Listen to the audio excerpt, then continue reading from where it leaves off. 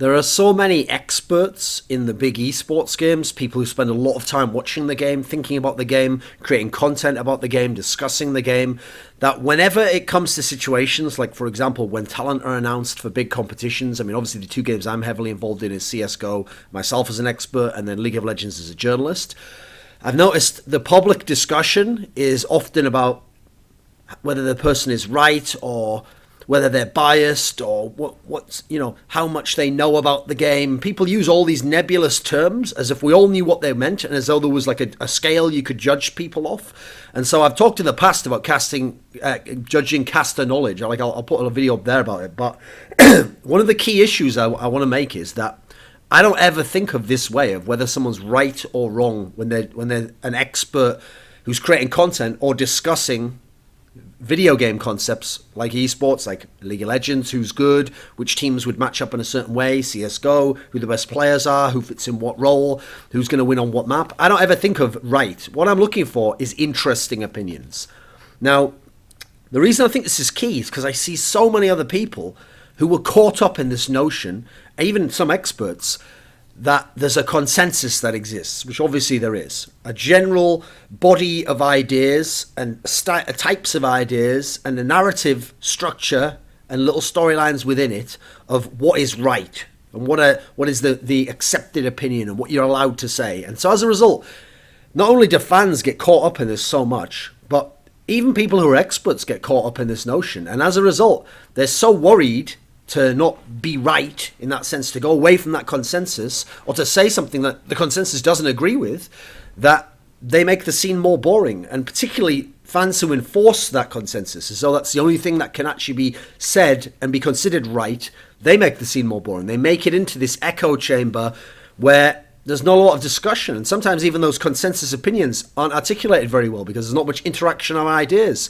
People aren't forcing those ideas to be explained more. These things are just accepted as right, and someone can come along who doesn't even necessarily have a high level of expertise, and as long as they agree with those things, repeat those things, continue to reference those things, people say, this guy's right, and then they just make assumptions. Like, for example, if they arrived at a similar idea as the consensus, then they think that guy, by saying the same thing, well, I think this guy's the best top laner, that he's on the same page as them. He's thinking the same way. They are modeling the game the same way. Now, here's the thing. It's not just that the idea of being right, because when I say about I want ideas to be interesting, doesn't mean I have to agree with them on any level.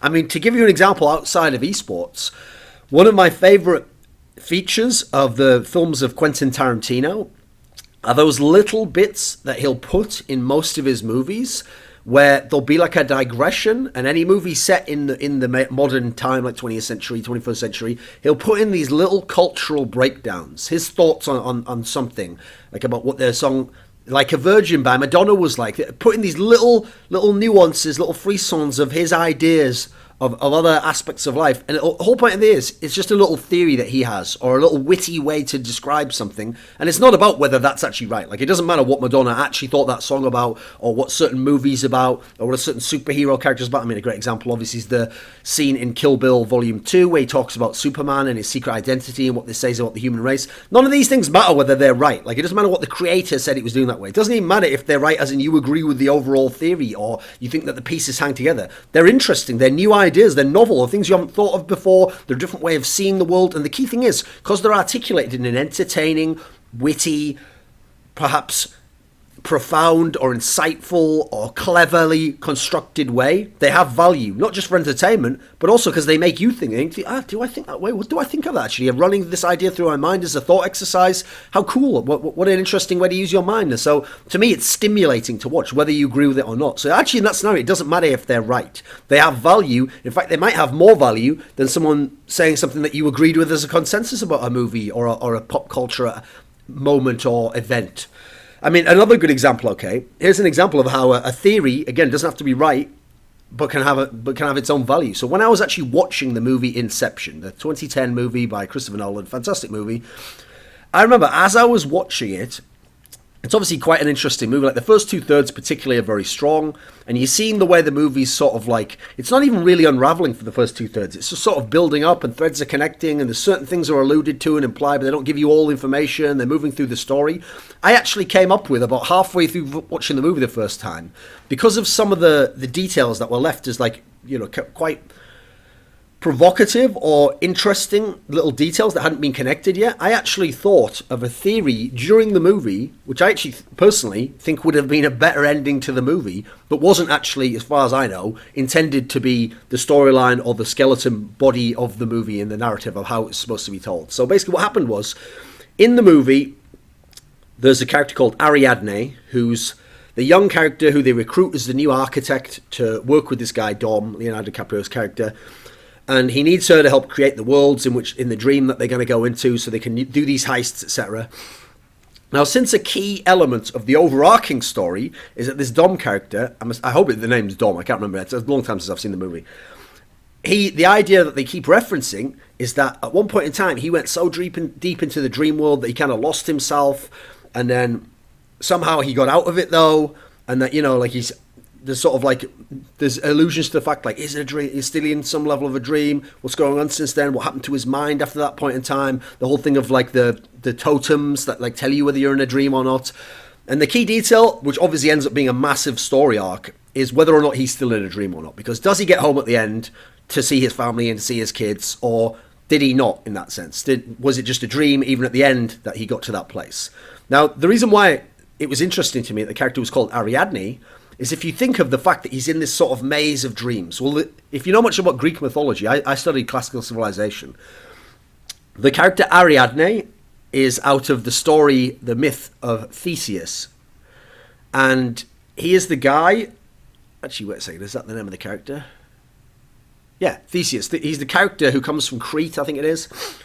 Or did he go to Crete from Greece? It's a long time ago. Anyway, basically, the basic story is the story of the Minotaur. Okay, it's the guy who goes into the labyrinth, and the Minotaur's there, this half-bull, half-man creature that's going to kill you, and he's able to get out of there after killing the Minotaur by this character called Ariadne giving him this ball of like twine or whatever, or wool or something, and he's made this line of thread throughout the labyrinth, so he just follows that back and he gets out the labyrinth, because the labyrinth is it was created by a guy called Daedalus, who's a very intelligent guy, and the idea is because it's a labyrinth you can't get out. It's especially designed so that it'll be too complicated to get out and you'll just die inside there, you're trapped.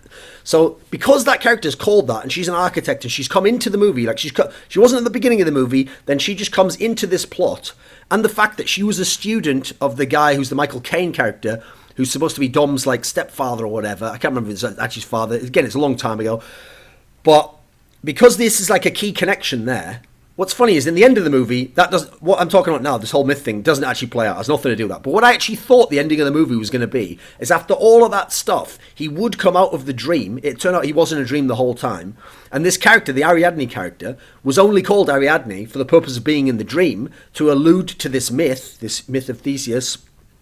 And what would happen was, it would turn out that because he was in a dream and time was different in the dream world, she was actually his daughter, one of the children that he had, who over the years had grown up while he was still off wherever he is off in exile, going in this dream world and caught in it. And she's come into the dream, like the character Ariadne, to sort of lead him out of the dream by doing all this stuff. And then he would, at the end, would be coming out of it. And that would be how they'd tie in this like classic myth with what was happening in the story and all the layers of the story. And what's funny is at the end, obviously, it had nothing to do with any of that.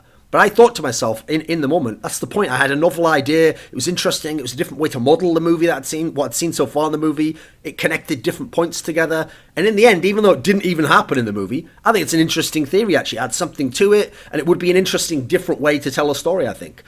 So in terms of esports, I'll give you a few theories that are either well-known or ones that I think have a lot of value to them. And the ones that aren't necessarily right, like they're not that type of a thing. It's more of an interesting idea. So, in Counter-Strike, there's a one where I actually have a theory that I've postulated that I've almost never heard anyone else actually state, which is I've looked at the history of Counter-Strike, and I notice that with the exception of extremely rare cases, like we're talking like 1 out of 1,000 or even worse ratio, significant improvement in Counter-Strike teams. I mean, this applies to other games as well, but the problem is because in games like League of Legends, the meta can change and improve you. In games like Counter-Strike, where not as many of the game variables change, the only thing which makes teams significantly improve is a roster move of some kind. Like, there aren't teams who just play for a year and they have the same lineup and they just get better inexplicably 9 months into the year, and there's no reason why. It's not just hard, as in it's not hard work, it's not they've just figured something about the game, it's not they've just developed the player. This just doesn't really happen. Usually within like 3 to 6 months, you've sort of seen the level of where they're going to be, they've topped out, they've bottomed out, they're somewhere in the middle at that point in time, and you know the realm they're in, and they're just not going to keep improving over like the year and a half, 2 years. That's why roster moves have to happen, and that's what they do. There's very rare cases where teams can just keep those players together, be like, okay, and then get really good after that. It's extremely rare. So there's a theory I have overall, and obviously there's a lot you can say within that, and a lot of examples you can give, but no one else really postulates that theory. People still work on them, they're going to improve, and their shot calling get better, everything, keep going next tournament. Most people don't think that way. A theory I have, which came from Counter-Strike, but which actually applies, as far as I can tell, to all games, because it's kind of a metagame theory, is my theory of dominance cycles, which is the teams that dominate do something either innovative or do something better than everyone else in that current metagame, and it causes them to be on top. And at the time, if they have a counter, it's always a counter that isn't another elite team. It's like a one lower down, so they don't have to face it all the time. They only get upset every now and then. And while they're on top, what makes them fall off of their dominance cycle is that the other teams, who are the elite level teams who could contend with them, start to figure out how to play the metagame like them. So they bridge the gap a little bit like that, and then at some key point, you'll get one of the other teams who's close to them, as in like has the resources in terms of players, or could play a style that could possibly beat them one day. They themselves then will innovate something. Not necessarily innovate and add something new, but they will like change the way they play within the metagame to a way that actually now fully counters the dominant team. And so now this team that was below them will become the new dominant team, and they will dominate for a while. And because they actually hard counter the team that's on top, they will actually make the team that's on top not just drop to second, but drop down to like fifth or sixth, because a bunch of people will now have adapted. Essentially, the top team teaches the other teams just below them how to beat them by beating them. And eventually, one of them is going to get the puzzle right, going to get the right pieces that they then have mastered how to beat them. They will take over ultimately, and they go to the top spot. And you see this throughout the history of League of Legends, of Counter-Strike. You see so many examples of this. But again, people don't really put forward these grand arcing theories because it involves a lot of knowledge and a lot of history of all the different aspects of it and seeing how they fit together and matching them up stylistically. A final example I'll give is from League of Legends. And this was a theory that actually Monte Cristo came up. And what happened was when CJ Enters Blaze became the best team in the world, although they were never crowned it ultimately because they didn't win OGN Spring, in that run where they had that 13-0 run in the end of the group stage of OGN Spring 2013 and the playoffs up to the final, they were dominating, no one could beat them, and they did it through wave manipulation and getting their carries fed. And they had this thing called the sixth man approach, which Monte Cristo wrote an article about. I'm sure you can find it on the internet still. And the basic principle was Blaze was a really good mid to late game team fighting team. They weren't so good early on. Captain Jack wasn't good in lane, and so people would pick on Captain Jack, kill him, make them have early dragon fights, beat them in the early dragon fights before they got these super scaling champions. So what they did instead is they realized that their strengths, late game and their solo carries. So what they did is they played late game scaling champions, and early on they would give up free dragons just to try and freeze the farm for the mid and top tower so that Ambition and Flame would get all that extra gold onto them while the other people from their lanes were going off and getting the dragon. And with this extra gold, both those guys would become incredibly strong, and those were the two best players at their position at the time, particularly Flame, probably the best player in the world at the time.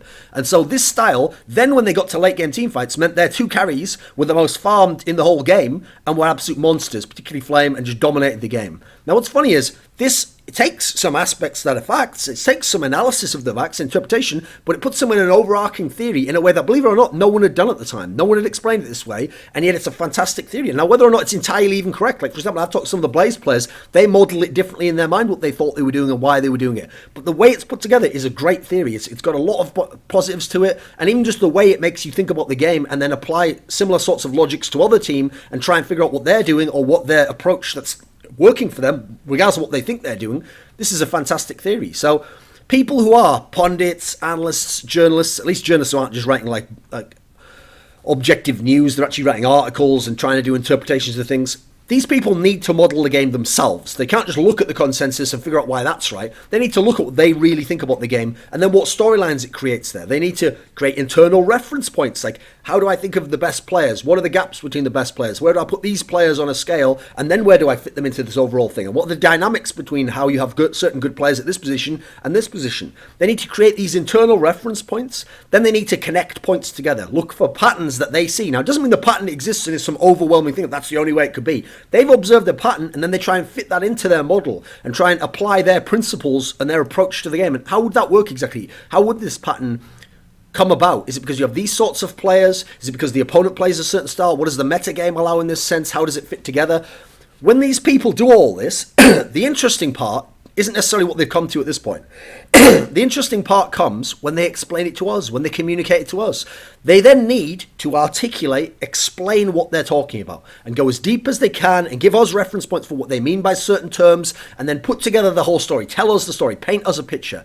Because if these people go deep enough on their original ideas and develop them, and then articulate them in a deep enough manner and a complex enough manner, but using simple terminology, then what's great is it's almost always going to be the case, from my observation, that these people will come to their own unique opinions. Even when it's an opinion that on the basis, like I think this guy's the best as well, agrees with the consensus, they will explain it and articulate it in a different manner. They'll be modelling it slightly differently and it'll fit into their overall worldview, which they brought you into, in a way that when you see how it fits into all the other ideas they have, this beautiful constellation in their mind, you'll see the value they bring, whether you agree with any of that or not, or whether any of that really vibes with you ultimately is an idea that, yeah, I sort of see that. It will have its own interest value once you understand their internal dictionary in that sense. So, to me, that's the thing. Once they go deep enough, their ideas always to some degree will be different to the consensus. It's not that they're all trying to be edgy and have the different ideas. Once they go deep enough, think about it. The consensus, here's a key misnomer, okay? Consensus is not an aggregate of the opinions of a certain player or a style or whatever. Consensus is the idea that won out over the others. It's the idea that due to popularity, ultimately that is the ultimate reason, due to popularity, it won out over the others. And it is now considered the idea that's the best, that's correct. It's not that they have all these ideas and you just put a line through a graph and go, well, this person thinks this one's good and this one's good, this one's good. Therefore, overall, this guy went, no. It's just the one that won out overall. Often, the consensus, because it's just a group's opinion on something, is a cliche, it's a stereotype. It's perhaps sometimes just a pleasing idea to this mass of people. The consensus idea can pretty much never contain the nuance and depth that an individual expert will arrive at by mapping the game, modelling the game, applying their understanding of the game, and then articulating it. It can never arrive at that level of depth and nuance. Also, when you have interesting opinions, different opinions, you have this diversity of opinion. And I realize diversity, unfortunately, has become almost a disgusting term because of how people who are obsessed with gender politics have started to apply it to society. But in terms of ideas, in terms of opinions, diversity of opinion can be a very good thing. I mean, it has value in as much as it helps shape ideas overall. It helps go deeper on ideas than some of us have thought. Also, whether you agree with it or not, if an interesting idea is out there and other interesting ideas are out, there will be interaction between them. How do these two resolve between each other? What would the discussion be between these two ideas? What points do they share even when they disagree? It actually will take an idea that you don't agree with, which is interesting, can take your own ideas to a higher level. It can add a level to them. It can suggest something. It can question a key detail of your idea, which when you change, your idea becomes something more, despite the fact you never agreed with the opposing opinion or it was just interesting. Also, as a key detail to make as well, you also pretty much can't be right in the particular area I'm talking about of opinions and modelling the game. There is no right. It's not a hard science. There are no facts in this way. Everyone is taking the facts that exist, and it's how they then connect those facts and interpret those facts, which are these ideas. So this part, it can never be right. There is no one way of reading the game in this sense. It's almost an entirely subjective domain of gauging and discussing how good people are and how people play a fucking video game at a professional level. So it is already people weighing up certain factors, trying to model things, trying to apply narratives and see where they fit. It's not just taking facts. No one out there, by the way, who's giving opinion and analysis is just giving facts. Anyone who says that themselves hasn't thought about this and doesn't seem to understand this concept of how opinions are and the difference between a fact and an interpretation of a fact. It's not the case that just because you agree, this is a really big problem. Just because you agree with what someone's opinion is, you don't go, see, he's telling the truth, he's right, and he's saying the facts. No. he's taking facts that none of us can argue with, and then he's interpreting them in a way, and we can all argue with that. It doesn't matter whether we like the idea, that's still an interpretation of a fact. It's his opinion. Now, in League of Legends and CSGO, I can think of a bunch of people immediately off the top of my head who I think are fantastic for interesting ideas, whether I agree with them or not.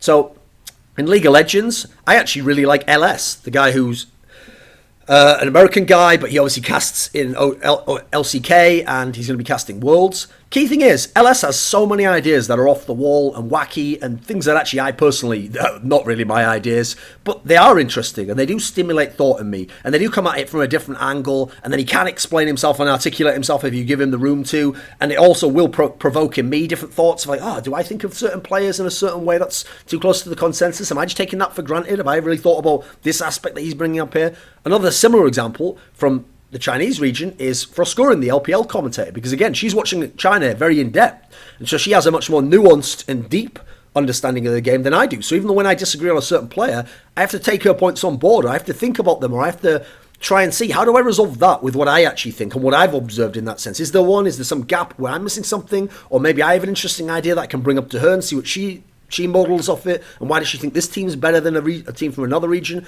Kelsey Moser is obviously a great example because she's a fantastic writer, and she can mix in the facts, the analysis. She addresses the consensus because she's good at that.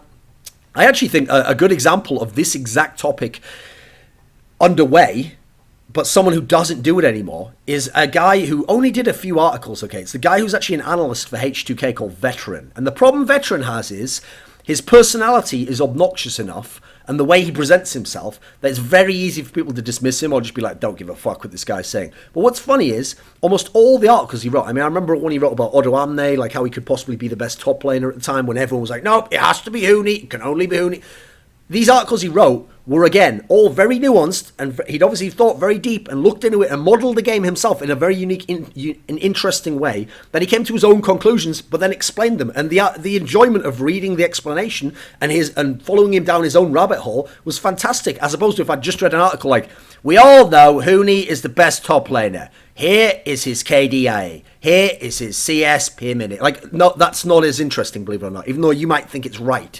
So that's another great example. He doesn't do it anymore, sadly, because he writes as an analyst for H2K now. Plus, his personality was doing a great job of limiting his actual success as a journalist, quite frankly. So, in CSGO, two of my favourites. One of them that'll always be one of my favourites is Lurpus, because he watched the game for so long, he's created a model, he's updating that model, and he's watching loads of the games, and crucially, he's not afraid at all of the consensus. He will go completely against it if he thinks that he has a different perspective, or he doesn't think it's interesting what the consensus is saying.